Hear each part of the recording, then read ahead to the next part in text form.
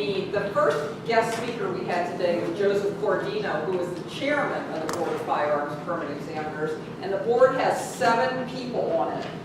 With this recent legislation that the senator was talking about, it's going to go up to 9. But my understanding is the 2 have not been appointed yet, and so it still stands at 7. The 2 additional people that are going to be on the board are a retired state court judge.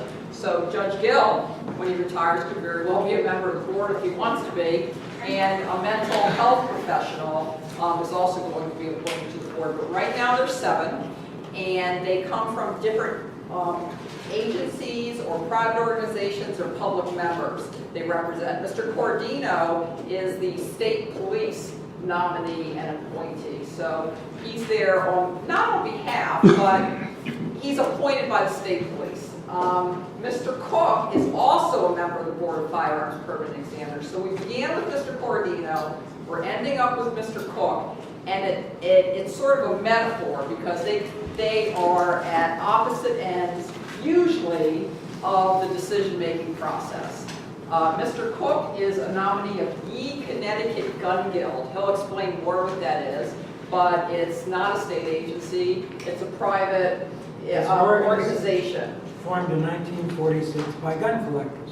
Rachel, I got to add two things, Peter, that need to be on the record. Okay. You are the longest serving member on the Board of Firearms Permit Examiner, and according to the Hartford Current, you are the highest percentage of voting in favor of the appellant.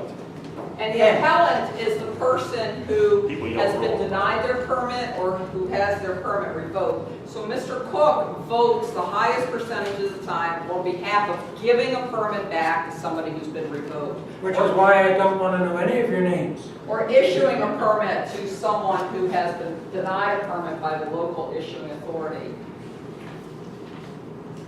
This session, I think, is going to be a little more interactive because I know Peter Kuck. Ed knows Peter Kuck. We've been involved in a number of things. And Mr. Burgess knows Peter Kuck as well. I'll just give you a little background on how I met Mr. Kuck. And this goes towards how you never know where life is going to lead you, how you never know what circumstance is going to lead to another circumstance. So you should always be keeping your eyes open and looking for opportunity wherever you can find it. When I first went into private practice in 2001, for some reason I picked up a number of employment discrimination cases, so I got pretty good at them, and that's what I did for a number of years. I no longer do them because you have to focus your practice in some way or it gets too time consuming, but I did a number of cases, and one case came to my attention in 2002, and I'm not going to mention names, but a case came to my attention in 2002.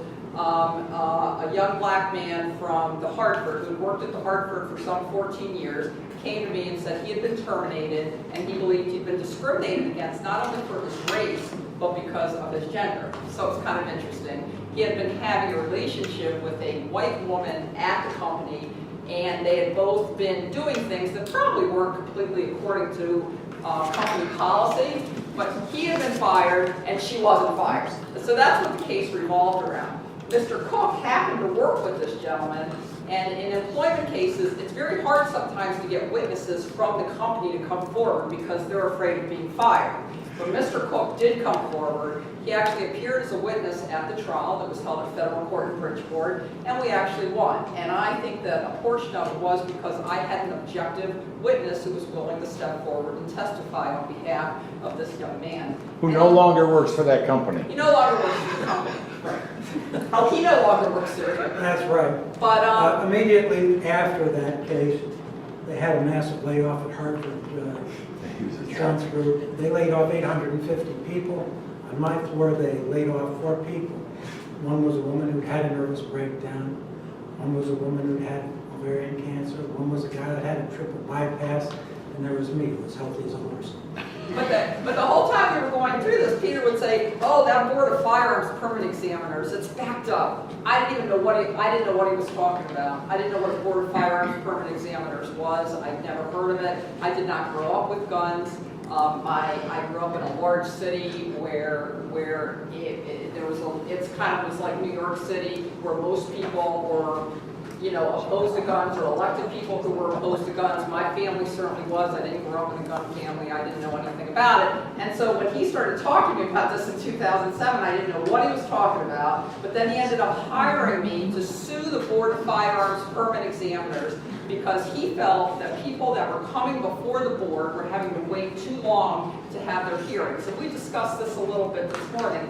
And so basically, Mr. Kuck is on the Board of Firearms permit examiners, but he's kind of suing them because they're too slow. So some people joke around and say he's suing himself. Actually, we started out. Wait, you grew up in the city and you weren't around firearms? I was, well, Right.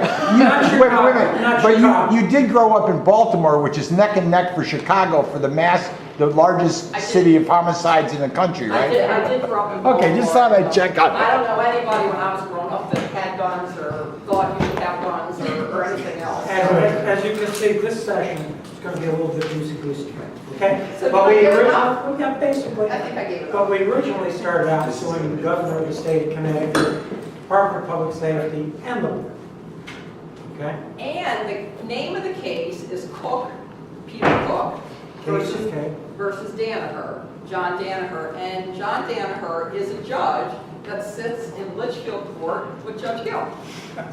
But at the time that this happened, he was not a judge, he was the commissioner of the state police. And that's why we sued him, because we blamed the state police, and we still do, in our lawsuit for holding up the process of permitting.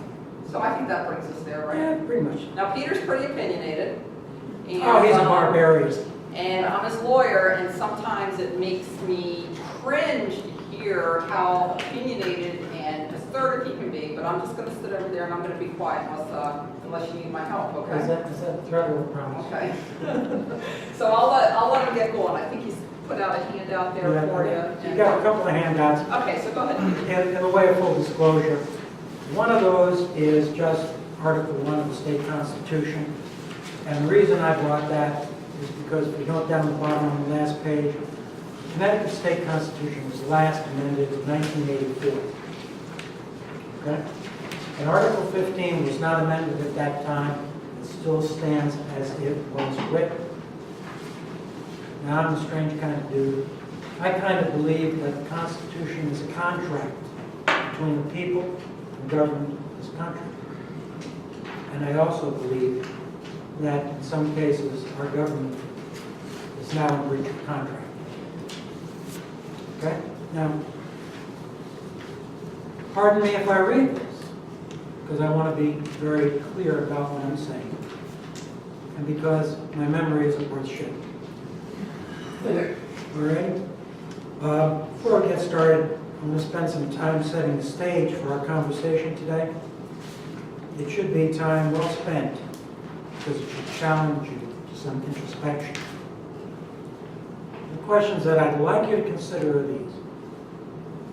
Do you believe in the Constitution and the Bill of Rights? Do you believe that the Constitution is the highest law of the land? Do you believe that unconstitutional laws are null and void? Do you believe in what used to be called black letter law? Now, if you don't understand what that means, is that's the law as it is written and printed in black on white paper. That's the letter of the law. Okay? Do you believe that the law as it is written, as it is passed by the Congress or the State House and signed by the governor or the president, is the actual law? Do you believe in equal protection under the law? Do you believe that citizens have due process rights under the Constitution? Now, I hope you guys will reflect upon that a lot, because it means a lot for you going forward in your life, no matter what you do, who you work for, where you go. Those are all key questions that if you answer them for yourself, will give you some guidance as to who and what you believe in, who, what you'll vote for. Voting is a very powerful act. It's an act which puts power your hands, power that you don't usually have in society. And as someone was saying before, I think it was Kevin Woodruff, there was one tied election, one election won by 37 votes. That's how powerful your vote could be. You could be the one vote which chooses a candidate to sit and represent you. I mean represent you.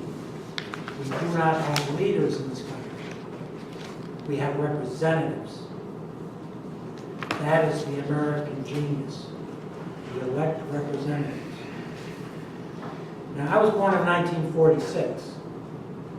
And when I was growing up, all the guys had come back from the Second World War. And every one of them in the lower middle class neighborhood I grew up in, who served, came home with a shitload of guns. And they pulled the fire guns and then beat them down the basement. We'd play cowboys and Indians with them in the backyard. I was given my first rifle by a veteran of the war in the Pacific, Japanese rifle. And I walked a mile and a half on the way home with a rifle on my shoulder, on the main street of Stratford, Connecticut, and Nichols Avenue. Cars passed me by, police passed me by, nobody paid any attention. When I went to high school in Stratford, Connecticut, there were guys who'd come to school with their shotguns, put them in their lockers, and go out hunting after them. Now, what the hell has happened to our country?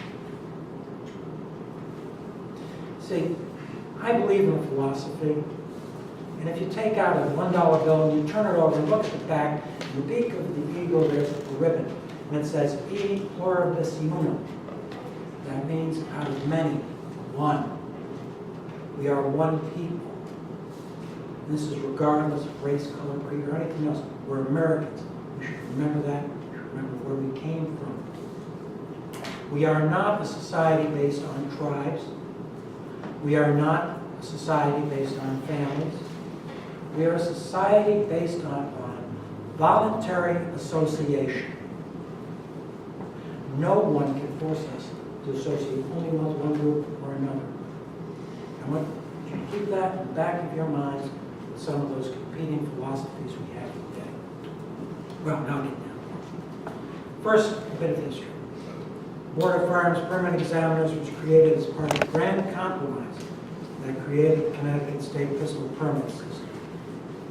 Before that, this is in '68, I think, we did not have pistol permits required in the state of Connecticut. The board was created to ensure that the law was enforced equally across the state and would protect the rights of the citizens of our state from arbitrary and capricious enforcement of the law in the various towns and cities of our state.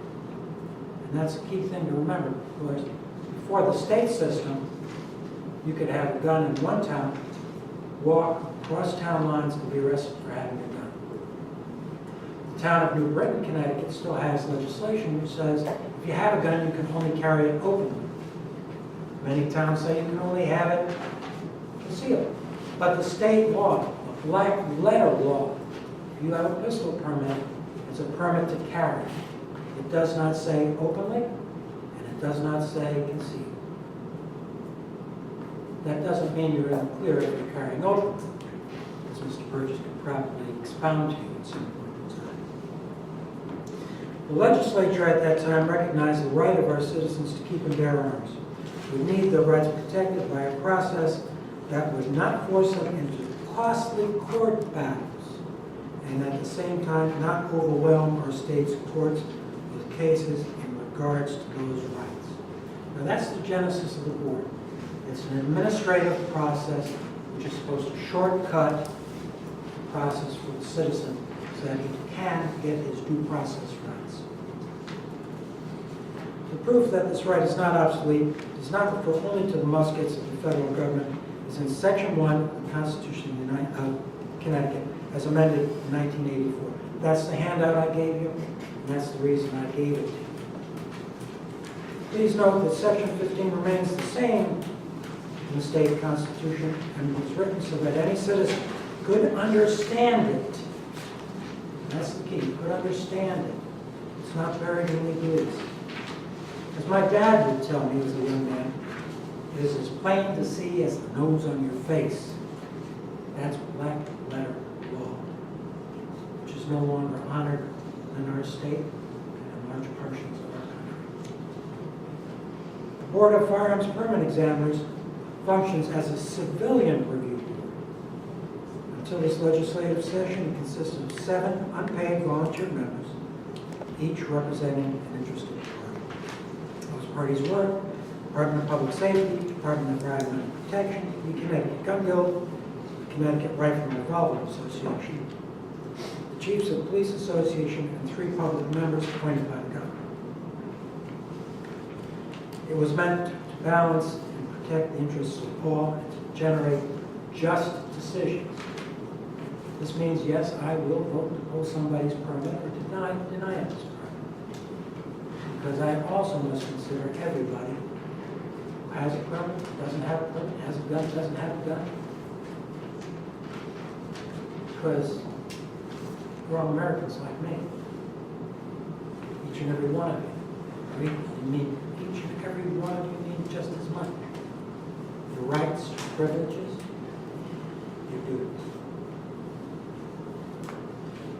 The board is charged with determining if an individual's pistol permit was denied or revoked for good and proper cause by either the local issuing authority or the state. Get a pistol permit in the state of Connecticut. You first have to go to your local authority, apply there. They give you a form, which is a state form, which you must fill out honestly, and even mention if you were caught as an occupant in a stolen motor vehicle 25 years ago, like I was, way back when, as a kid. It's more than 25 years ago. I'm 67.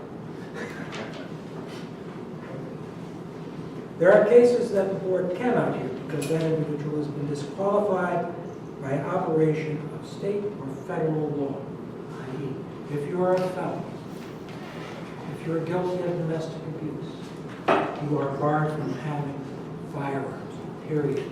Don't go get one. You're in the do-do. So Peter, what happens when somebody actually comes before the board and they're disqualified? They're not able to have a permit. That is our typical 1-minute explanation to the individual. The chairman says to them, you are disqualified under state and federal statute. The board cannot grant you relief. If you insist on having this hearing, we will have to rule against you. To have a firearm, you must go and seek a pardon before the Board of Pardons before you will be able to get a permit.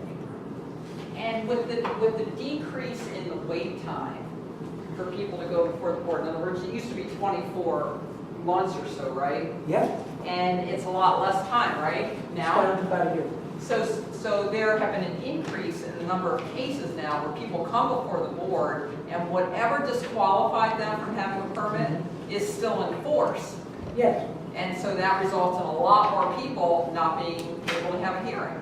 Well, what ends up happening is by the local or the state issuing authorities not telling them up front, you can't get it because you got to disqualify. They still appeal to the board.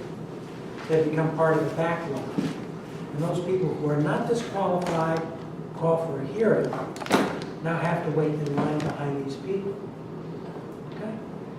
Now, just to stop right here and say, they're disqualified, they should be told they're disqualified, but that does not mean that they don't have their due process rights and they can request to be heard.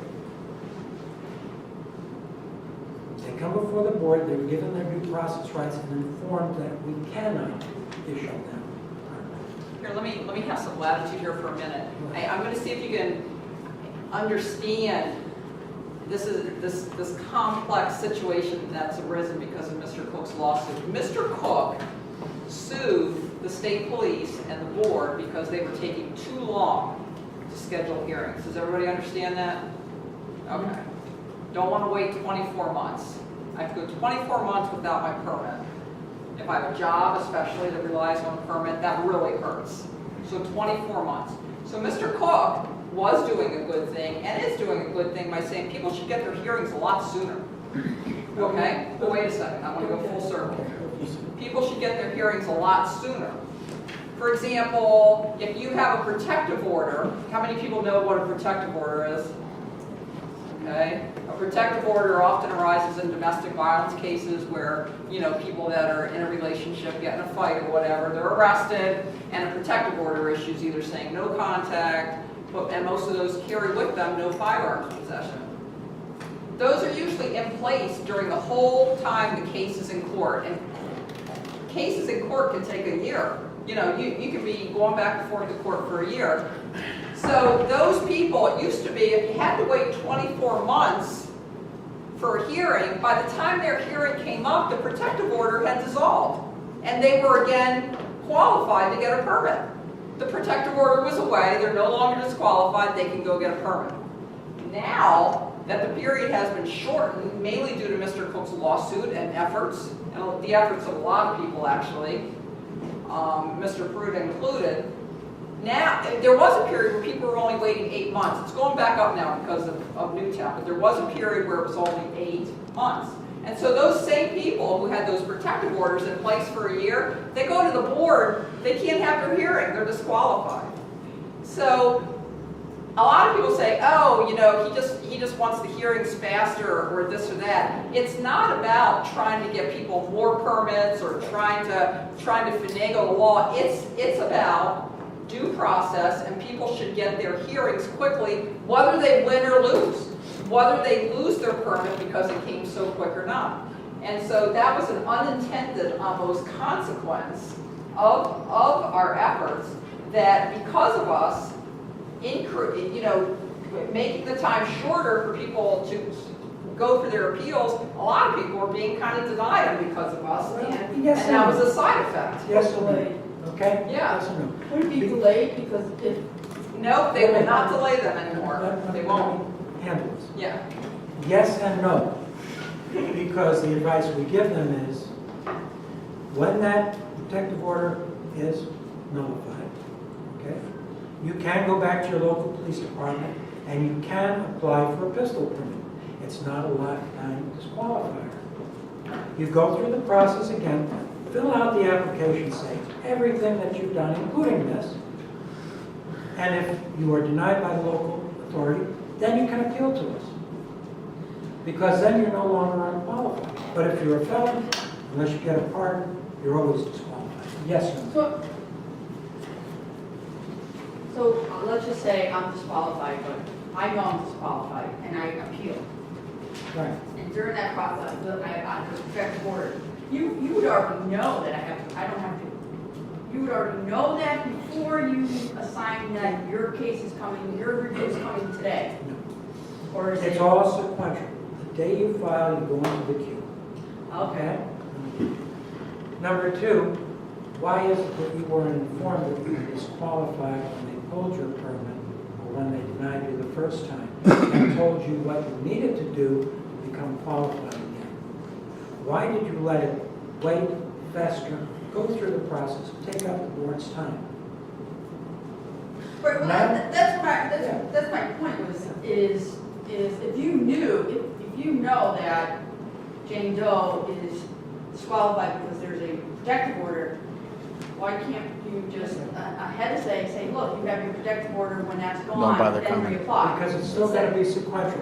Now, No, the other thing to just like consider. freedom. Well, you have to appeal There- within 90 days. Yes, There- yeah, but, Yeah. There is an answer to her question, yes.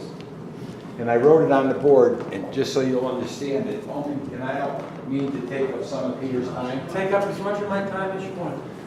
I hate Just talking about these young before, kids. just before Rachel argued Kuck v. Danaher to the Second Circuit sent a notice to Rachel saying, we have just ruled in a case called Spinelli, where we found that a 58-day delay was unconstitutional.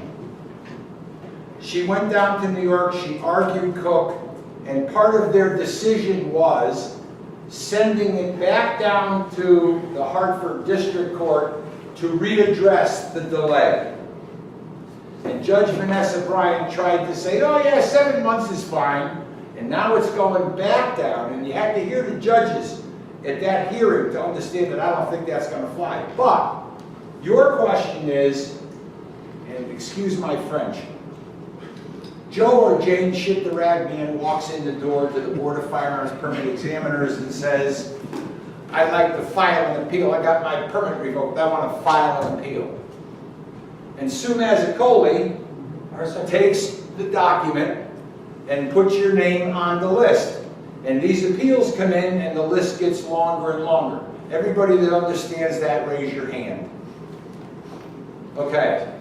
Now, right now, Joe Corradino says there's a 7-month delay. It's longer than that. It's up to August now. Right. Yeah. But Joe Corradino says there's a 7-month delay, and I like Joe, and we're friends now, so I don't say anything bad. But 7 months goes by. And then Sue sends out what's called the 10-day letter. It's 10 days before the hearing. The appellant has to give the state their side and evidence, and the state has to review it and give their evidence to the appellant, so everybody's on an even footing at the hearing. If everybody understands that, raise your hand. Okay. Here is the flaw in the system. When Sue Mazzacoli receives the appeal from Joe or Jane Shit the Rag Man that filed it, she should be able to go right over to a computer. Federal criminal history record check, oh, felony. State criminal history records check, felony. Joe and Jane, I just need to explain to you that I've just run a background check on you. You have a felony conviction, you are disqualified, and as a disqualified individual, you cannot, the board cannot render a decision, so your appeal will be fruitless. You need to go get a pardon. Everybody that understands that, raise your hand. But I don't agree completely. Hold on, hold on. The Board of Firearms Permit Examiners is not authorized by compact, agreement, or whatever to access the same databases that law enforcement is able to access. The next question would be this. If the State Police Firearms Unit called up Sue Mazzacoli and said, Sue, could you send me the background information on everybody that filed an appeal this week? And they went to their computer and went, oh, let me print, let me fax this to Sue Mazzacoli. Sue, you need to tell them that they might as well withdraw their appeal and not take up anybody's time. They have to go through the process. The backlog gets smaller, the time gets less, and that is a solution to the problem. Everybody that agrees with me, raise your hand. I got one more wrinkle. And that concludes the edge. One more wrinkle. One more wrinkle.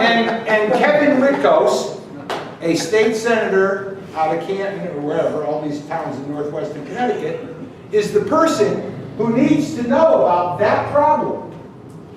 And if he solves that problem, you know, I mean, if you're blind, legally blind, don't go to motor vehicle to try to get a driver's license.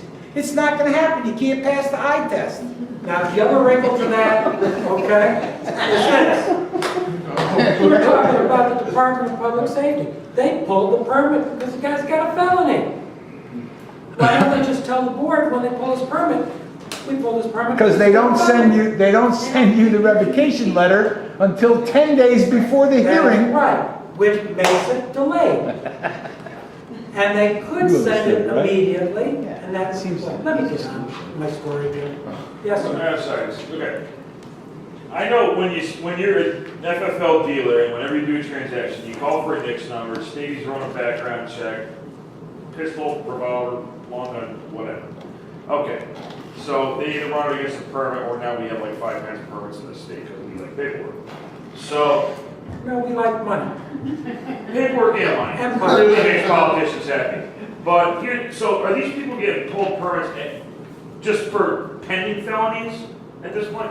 It's like a domestic situation where the police show up, oh, geez, we gotta disarm these guys before they shoot them, right? I mean, The this is why we answer close is yes, but firearms. it's not based on the arrest for the felony. It's based on you got arrested and you're unsuitable in their eyes. Yeah, I mean, they It's a pull- suitability Because that's what I don't revocation. get, like, to purchase a firearm, they're running a NICS check on you, every transaction. We know, that's part of the battle here. Because part of this whole problem we have in the state is that the state police, when you go and get a form to apply for a permit, they force you, the locals force you to take fingerprints. But by law, you don't have to if your fingerprints are already on file, right, Joe? And if you served in the U.S. military, your fingerprints are on file. I live in Granby, I gave them whatever they asked for, and still took 3 months. I had been arrested and fingerprinted so many times before I applied for my pistol permit that the chief waived the fingerprinting Well, I want to make sure, and issued in 4 days. We had an interesting session this morning where Mr. Cordino went through all sort of the basics of how the board works and all that. And I Yeah, but I'm just wondering how we have this backlog Right. of And I think we. questionable permits, and these from Terry stops going wrong. Wait a second, and I think we understand that, but, You better tell them. but no, I want you to get to the more, the more anecdotal stories of what goes on and things like that to kind of fill that in. I'll get there, okay? And if I don't get there, smack me up the side of the head. Okay. And then I'll let you. But the answer to your question that I think you're asking is how do permits get pulled? What's with the ration? I can answer some of that. It's not a result of Terry stops. Right. It's a result of domestic violence arrest where by law we have to take the weapons, and then Attorney Baird goes into Okay. how we're properly supposed to be doing that as police. And the way It also that- comes into the felonies that they're talking about. It's not just one of these things like I ran in with Ed, and let's say I arrested Ed.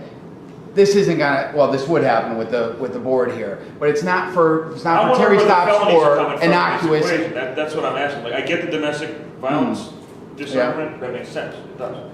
But when you're saying like, oh, they find they have a felony, how are they finding that felony suddenly when they had to go through NICS check to get a firearm? Because it just occurred, Right, that's it why just- they. Oh, okay, so it's more concurrent. There with me.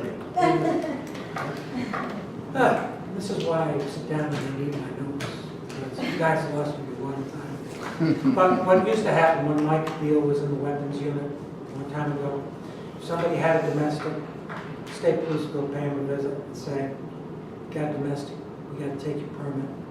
They take the permit, they put it in a file, and they'd say, you resolve that, you come back to us.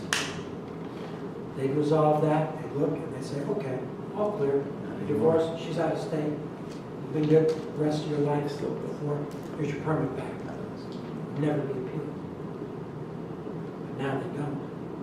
They don't put it in that drawer, okay, and hold it until they get a resolution on the case.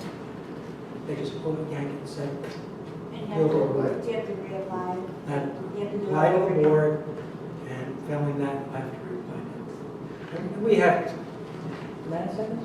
We have that in writing. That's the way it used to be. Let me go now, okay? I think I left off, and if I'm repeating myself, please forgive me. The board is charged with determining if an individual's pistol permit is denied or revoked for good and proper cause, either the local authority or the state. There are cases that the state board cannot hear because the individual has been disqualified by the state or federal law. That's when Rachel comes in. When the individual is not disqualified, he has 90 days to appeal his revocation or denial before the board. At the board hearing, the state, local or state authorities have the burden of proving that you're unsuitable. They got to prove it. And that the permit holder is unsuitable. If they fail to prove their case against the appellant, the board must vote to have the issuing authority return or to issue the permit. So that's pretty much the process so far. And there are 7 of us, and we argue with each other, and we don't come up, we come very, very rarely do we come up with unanimous decisions, although sometimes we do. When I first joined the board, there was no backlog. There was no backlog. I can remember one time when I was first on the board that a hearing was canceled because there are no pending appeals. When did you join the board? I've been on board over 14 years. I am 67, 20% of my life I've been on the board. I've heard so many cases, I just can't. Anyhow. A lot has changed in 14 years, but the Constitution has not changed. Okay? Sitting on board is not easy. You sit in judgment not only of the appellant, but of the local and state authorities who made the determination to pull the citizen's permit. It's important to understand that every permit holder was at one time approved by both the local and the state authorities, or else they never would have had a permit.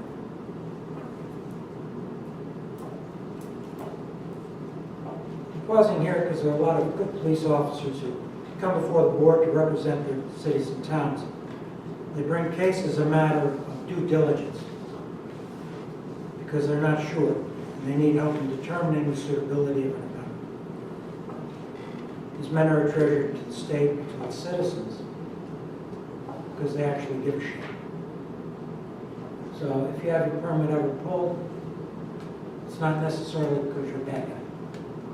It's because there's some doubt and some police officer somewhere might decide you'd rather pull it now than see you get in trouble, worse trouble, and pull it later. So don't argue with them, don't fight with them, say yes sir, walk away and go through the process. The state and local authorities who send these good men to represent them before the board all too often believe that they are the sole arbiters of who should or should not have a permit. This is the crux of the problem. There are even those in our government and state perhaps who believe that only the police and military should have firearms and that no citizen should be allowed to have one. And I want you to just to think about that for a minute, knowing what's in Article 1, Section 15. Those individuals, the board is a thorn in their side. They've even gone as far as to introduce legislation to eliminate the board during the last legislative session. And, stop and consider the implications of that attempt. And you should recognize the thinly veiled attempt to eliminate the due process rights of the people who appeal to the board, going back to why the board was formed. The media attempt launched to discredit the board in the Hartford Current over permits the board returned to permit holders was dishonest and shameful. The decisions of the board hearings are based on both state statute and legal precedent. And I might add, and this is for your information, there's a little guy who stands here behind my shoulder when I'm on the board, and I not only look at the law, I also look at something else. It's very intangible. It's very intangible. And Eddie can sometimes beat me up without it. I ask myself, how would I feel if an individual that I have to vote on now today was standing behind you with a loaded gun? And wherever you go and you have a firearm, you have to understand that there are going to be people like that who are going to be uncomfortable knowing that you have a firearm because they don't know you, they don't trust you, and they're scared. Just put that in the back of your mind. All right? Now, what really aggravates me is in that attempt to discredit the board, the current failed to mention that local authorities cannot prove their case against an appellant if they don't show up. Because if the local authority of the state doesn't show up to prosecute the revocation, and you are there, they can't prove that you're unsuitable. Therefore, you win. So when you say the local authorities show up, who is that? What do they It do could be when the they chief show of up? police or somebody that the chief of police sends down to represent the city or the town, the local issuing authority in the case. And then what do they testify to when they do show up? How the person is unsuitable and the world's worst tax murder. So, it's yes, Eddie. Peter's going to be wrapping up, but I you know, just this whole day and listening to Peter and what Peter does as a board member, I think that I like to ask for people to raise their hands. Who in this room believes that they have a right to possess a firearm? Seems almost unanimous. Now I'm going to ask you another question, and this is where Peter comes in.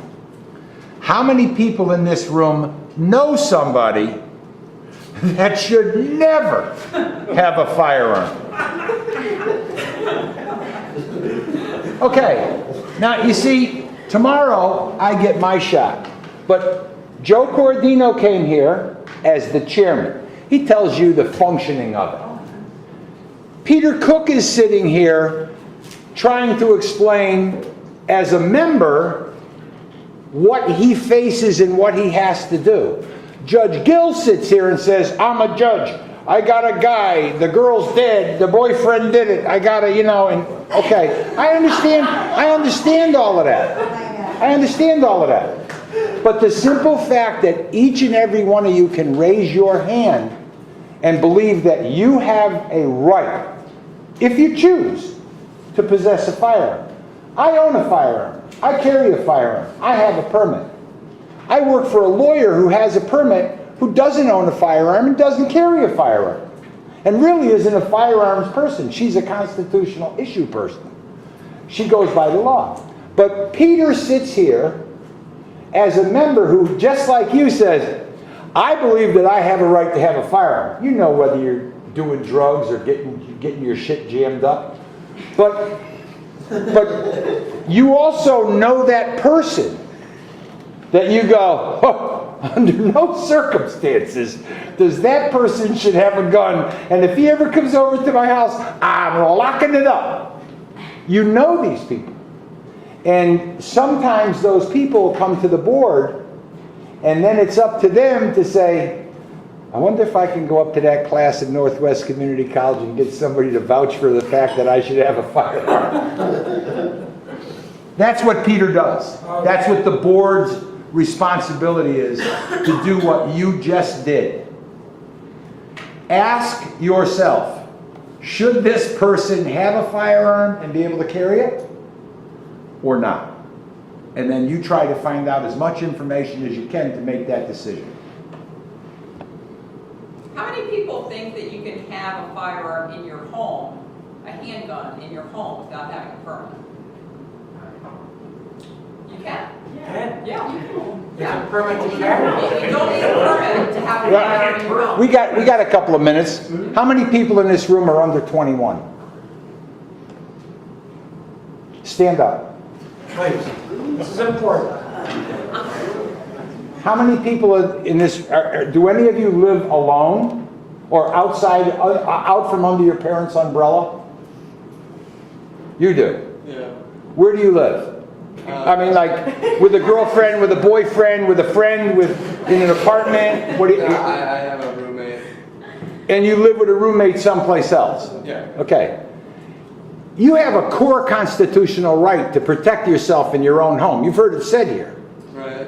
But you can't go buy the firearm to put it in because you're not 21. Under the There's a problem with that. You raised your hand saying you thought you had the right to have a firearm. Yeah, if I wanted to. If you wanted to. But what I'm saying is, think about the person who comes back from Afghanistan after Maybe his sit third down, tour.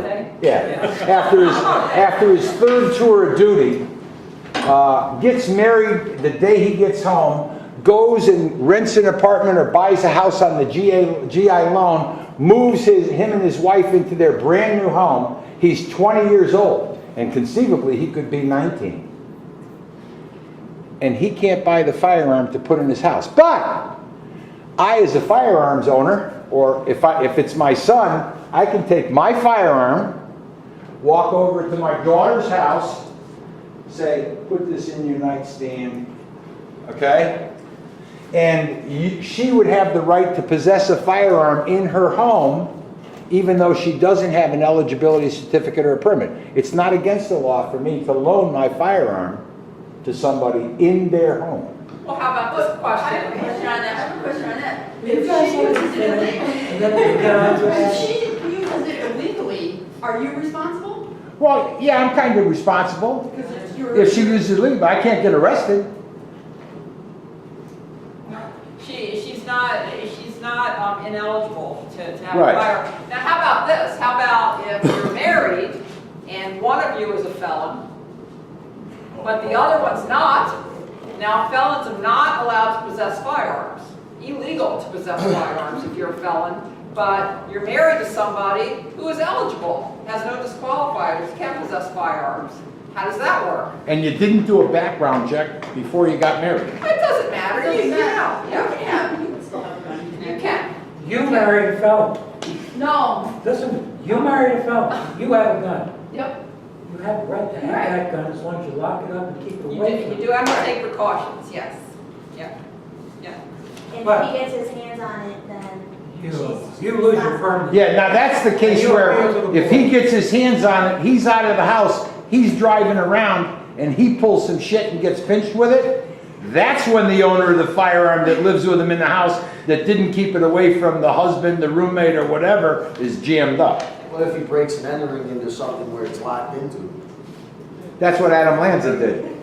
Okay, And that's the well, first time I've I used can answer that. I can answer that. The new law that Senator Whitkos was talking about safe storage, it used to be that you had to keep firearms in the home safely stored from children. But they just, with this new public act, expanded it to include you have to keep it safe from children, people ineligible to have firearms, which would be felons, and then people who are under, some sort of mental disability. And the statute sets forth exactly how you're supposed to safely store it. So to me, if you follow the statute and somebody gets a hold of it, it's not your fault. It's not your fault. That's a touchy legal question. I'm not going to go there, Counselor, because according to the Supreme Court decision, you have to be able to have that firearm ready to defend yourself. Right? And you can't do that if it's locked up in a safe, which is why they did away with the trigger lock law. Okay? But let's not go there. Let me finish. Please. I know I'm boring you half the years. oh my god, Okay. kill me now. No, thank you.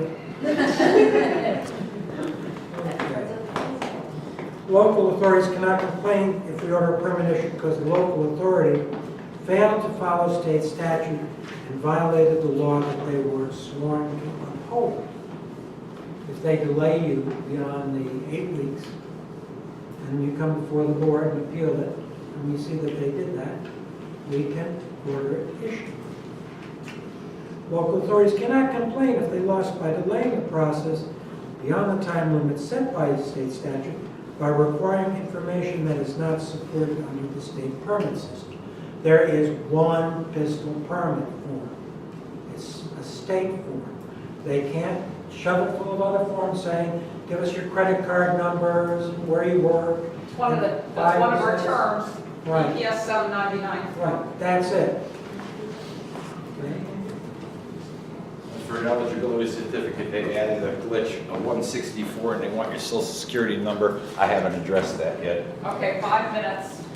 Local authorities, 5 minutes. they can use that? Yeah, they are. I am. Does everybody have a pen, little piece of paper?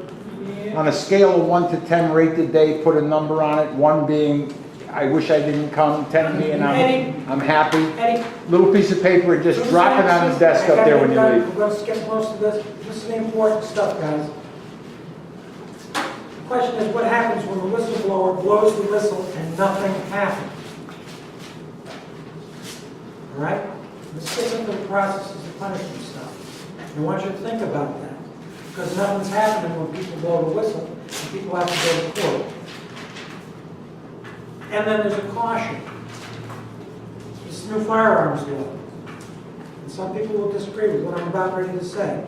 If you own a firearm, go to the police headquarters and get a copy of the list of guns they think you have.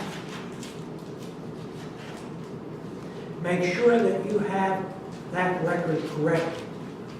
I went to get my list of guns they think I have. They say I got 21. Goes all the way back to 1981. Nobody registered rifles in the state up until this law is passed. So I got me owning rifles from 1981, I still no longer own them. Yet they're on their record of me possessing them. So if they ever come to my house and they want me to give them that gun, I don't have it. Well, who did you sell it to? I don't know, that's back in the 1980s. So get it correct, get a copy of it. Be sure you do this, okay? The database that they have is incomplete, inaccurate, and they should never be able to use that for evidentiary or trial purposes, but they will attempt to. All right? Anyhow, that's it. That is. I tortured you guys enough.